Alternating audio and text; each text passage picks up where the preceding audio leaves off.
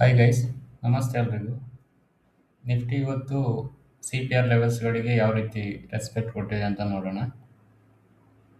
ನಿನ್ನೆ ದಿನ market CPR ಲೆವೆಲ್ಸ್ಗೆ ಹೇಗೆ ರೆಸ್ಪೆಕ್ಟ್ ಕೊಟ್ಟು ಮೇಲ್ಗಡೆ ಹೋಗಿದೆ, ಅದೇ ಥರನೇ ಇವತ್ತಾಗಿದೆ. ಏನು ಚೇಂಜಸ್ ಇಲ್ಲ. ಸೊ ಇವತ್ತು ಸಹ ಮಾರ್ಕೆಟು CPR ಲೆವೆಲ್ ಹತ್ರನೇ ಸಪೋರ್ಟ್ ತಗೊಂಡು ಮಾರ್ಕೆಟ್ ಮೇಲ್ಗಡೆ ಹೋಗಿದೆ, ಅಂದರೆ ಬುಲ್ಲಿಶ್ ಆಗಿದೆ. ಅಂದರೆ ಪ್ರೀವಿಯಸ್ ಡೇ ಹೈ ಮತ್ತು ಡೈಲಿ R1 ಈ ಲೆವೆಲ್ ತನಕ ಹೋಗಿದೆ. ಬಟ್ ನಿನ್ನೆ ಏನಾಗಿತ್ತು, ಮಾರ್ಕೆಟು ಕ್ಲೀನಾಗಿ ಮೇಲ್ಗಡೆ ಹೋಗಿತ್ತು. ಬಟ್ ಇವತ್ತೇನಾಗಿದೆ, ತುಂಬ ಕಷ್ಟಪಟ್ಟಿದೆ ಮೇಲ್ಗಡೆ ಹೋಗಲಿಕ್ಕೆ. ರೀಸನ್ ಏನಂದರೆ 15 ಮಿನಿಟ್ಸಲ್ಲಿ ನಮಗೆ ಇಲ್ಲಿ ಏನಿದೆ ಅಂದರೆ ಪ್ರೀವಿಯಸ್ ವೀಕ್ ಹೈ ಮತ್ತು ವೀಕ್ಲಿ R1 ಈ ಲೆವೆಲ್ ಇದೆ. ಸೊ ಅದಕ್ಕೋಸ್ಕರ ಇಲ್ಲಿ ಏನಾಗಿದೆ, ಸ್ವಲ್ಪ ರೆಸಿಸ್ಟೆನ್ಸ್ ಫೇಸ್ ಮಾಡಿದೆ. ಸೊ ಆದರೂ ಸಹ ಇಲ್ಲಿ ಸ್ವಲ್ಪ ಹೊತ್ತು ಅಂದರೆ ರೆಸಿಸ್ಟೆನ್ಸ್ ಫೇಸ್ ಮಾಡಿದರೂ ಸಹ ಮಾರ್ಕೆಟ್ ಕ್ಲೀನಾಗಿ ಬ್ರೇಕ್ಔಟ್ ಕೊಟ್ಟಿದೆ.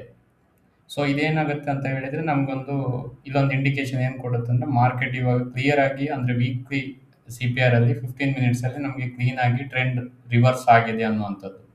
ಇದನ್ನು ನಾವು ಪ್ರೀವಿಯಸ್ಲಿ ನೋಡೋದಾದರೆ, ಮಾರ್ಕೆಟು ಯಾವಾಗ ಓಕೆ ಲಾಸ್ಟು 7-8 ವೀಕ್ಸಿಂದ ಕಂಟಿನ್ಯೂ ಮಾರ್ಕೆಟ್ ಫಾಲ್ ಆಗ್ತಾ ಇತ್ತು.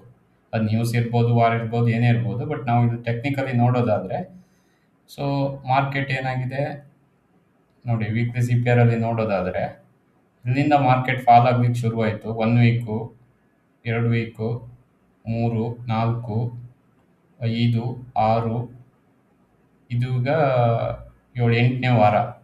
ಬಟ್ ಇಷ್ಟು ತನಕ ನೋಡಿ, ಯಾವತ್ತೂ ಸಹ ಅದು ಪ್ರೀವಿಯಸ್ ವೀಕ್ ಹೈನ ಒಂದು ಸಲ ಬ್ರೇಕ್ ಮಾಡಿಲ್ಲ ಮಾರ್ಕೆಟು.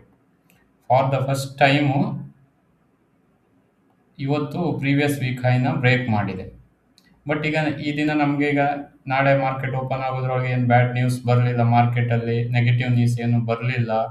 ಸೊ ಹಾಗಿದ್ದಾಗ ಏನಾಗುತ್ತೆ ಅಂದರೆ, ಮಾರ್ಕೆಟ್ ಇದು ಕಂಟಿನ್ಯೂ ಆಗ್ಬೋದು. ಇಲ್ಲ ಏನಾದರೂ ನೆಗೆಟಿವ್ ನ್ಯೂಸ್ ಬಂತು, ಗ್ಯಾಪ್ ಡೌನ್ ಆಯಿತು ಅಂದರೆ ಮತ್ತೆ ಕಷ್ಟ ಆಗುತ್ತೆ, ಮಾರ್ಕೆಟ್ ಕೆಳಗಡೆ ಬರೋ ಚಾನ್ಸಸ್ ಇರುತ್ತೆ. ಇದೀಗ ನಮ್ಗೆ ವೀಕ್ಲಿ ಟೈಮ್ ಫ್ರೇಮಲ್ಲಿ, ವೀಕ್ಲಿ CPR ಅಲ್ಲಿ 15 ಮಿನಿಟ್ಸಲ್ಲಿ ಒಂದು ಕನ್ಫರ್ಮೇಷನ್ ಕೊಟ್ಟಿದೆ ಮಾರ್ಕೆಟ್ ಬುಲ್ಲಿಶ್ ಆಗ್ಬೋದು ಅಂತ. ಬಟ್ ನಾವು 1 ಅವರಲ್ಲಿ ಮಂತ್ಲಿ CPR ಅಲ್ಲಿ ನೋಡೋದಾದರೆ, ಸೊ ಇನ್ನು ನಮ್ಗೆ ನೆಗೆಟಿವ್ ಇದೆ, ಕ್ಲಾರಿಟಿ ಇಲ್ಲ. ಈ ಮಂತ್ಲಿ CPRಕ್ಕಿಂತ ಮೇಲ್ಗಡೆ ಹೋದ್ಮೇಲೆ ನಾವು ಹೈಯರ್ ಟೈಮ್ ಫ್ರೇಮ್ ಟ್ರೇಡ್ಗಳಿಗೆ ಪ್ಲ್ಯಾನ್ ಮಾಡುವಂಥದ್ದು.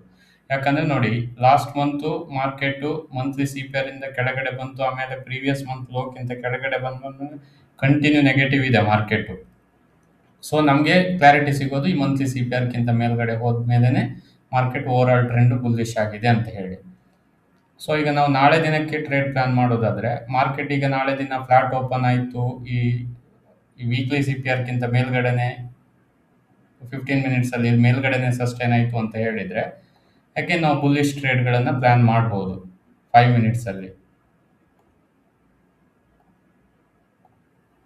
ಸೊ ನೋಡಿ, ಇಲ್ಲಿ ಈಗ ಪ್ರೀವಿಯಸ್ ಡೇ ಹೈ ಮತ್ತು R1 ಈ ಲೆವೆಲ್ಗಿಂತ ಮೇಲ್ಗಡೆ ಹೋಯಿತು ಅಂತ ಹೇಳಿದರೆ ಮತ್ತೆ ನಾವು ಬುಲ್ಲಿಶ್ ಟ್ರೇಡ್ನ ಪ್ಲಾನ್ ಮಾಡ್ಬೋದು. ಇಲ್ಲ 15 ಮಿನಿಟ್ಸಲ್ಲಿ ಅಗೈನು ಈ ಲೆವೆಲ್ಗಿಂತ ಕೆಳಗಡೆ ಬಂತು, ಇಲ್ಲಿ ಕೆಳಗಡೆ ಉಳ್ಕೊಳ್ತು ಅಂತ ಹೇಳಿದರೆ, ನಾವು ಡೈಲಿ CPR ಲೆವೆಲ್ಗಳನ್ನು ಯೂಸ್ ಮಾಡಿಕೊಂಡು ಬೇರೆ ಟ್ರೇಡ್ಗಳನ್ನು ಪ್ಲಾನ್ ಮಾಡ್ಬೋದು. ಸೊ ನಾನು ನಿನ್ನೆ ದಿನ ಈಗ ಕೆಲವೊಂದು ಸ್ಟಾಕ್ಗಳನ್ನು ಕೊಟ್ಟಿದ್ದೆ. ಅದರಲ್ಲಿ ಕೆಲವೊಂದು ಸ್ಟಾಕ್ ಎಕ್ಸಾಂಪಲ್ ನೋಡೋದಾದರೆ, ಟೆಕ್ ಮಹೀಂದ್ರ ಸ್ಟಾಕನ್ನು ನೋಡೋದಾದರೆ, ಟ್ರೇಡ್ ಪ್ಲಾನ್ಗಳನ್ನು ನೋಡೋದಾದರೆ,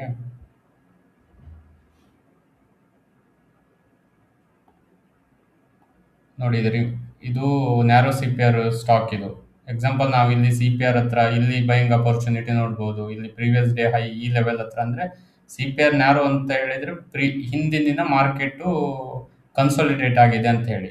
ಸೊ ಇವತ್ತು ಬ್ರೇಕ್ಔಟ್ ಕೊಟ್ಟಿದೆ, ಚೆನ್ನಾಗಿ ಮೂವ್ಮೆಂಟ್ ಆಗ್ಬೋದು ಅಂತೇಳಿ. ಸೊ ಅದರ ಆಧಾರದ ಮೇಲೆ ನಾವು ಟ್ರೇಡಿಂಗ್ ಪ್ಲಾನ್ ಅಂತ ಮಾಡ್ಬೋದು. ಇದು ನಾನು CPR ಕಾನ್ಸೆಪ್ಟ್ ಯೂಸ್ ಮಾಡಿ ಮಾಡುವಂಥದ್ದು. ನೀವು ನಿಮ್ಮದು ಏನು ಕಾನ್ಸೆಪ್ಟ್ ಇದೆ ಅದ್ರ ಪ್ರಕಾರ ಟ್ರೇಡ್ ಅಪರ್ಚುನಿಟಿಗಳನ್ನು ನೋಡ್ಬೋದು. ನಾಳೆ ದಿನಕ್ಕೆ ನೀವು ಸ್ಟಾಕ್ಗಳನ್ನು ನೋಡೋದಾದರೆ, ಗ್ಲೇನ್ಮಾರ್ಕ್, ಲಾರಸ್ ಲ್ಯಾಬ್ ಈ ಥರ, ಅಂದರೆ ಇವತ್ತು ಜಾಸ್ತಿ ಕನ್ಸಾಲಿಡೇಟ್ ಆಗಿರುವಂಥ ಸ್ಟಾಕ್ಗಳು ನಾಳೆ ಬ್ರೇಕ್ಔಟ್ ಕೊಡ್ಬೋದು ಅಂತ. ಸೊ ಈ ಥರ ಸ್ಟಾಕ್ಗಳನ್ನು ನೀವು ಪಿಕ್ ಮಾಡ್ಬೋದು. ಸೊ ಗೈಸ್, ನಿಮಗೆ ಈ ವಿಡಿಯೋ ಇಷ್ಟ ಆಗಿದ್ದರೆ ಲೈಕ್ ಮಾಡಿ. Thank you so much.